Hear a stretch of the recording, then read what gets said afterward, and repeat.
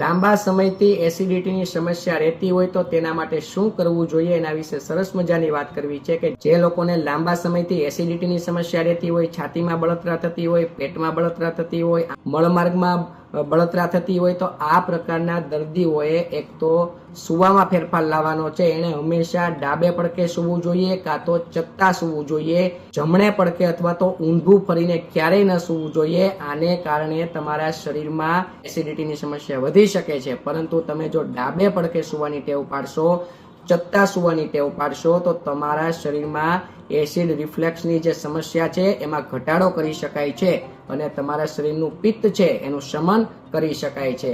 આ પ્રકારે તમે સૂવાની ટેવ પાડશો તો તમારી પાચન ક્રિયામાં સુધારો થશે અને પાચન ક્રિયામાં સુધારો થશે તો તમારા શરીરમાં પિત્તની સમસ્યા ઓછી કરી શકાય છે.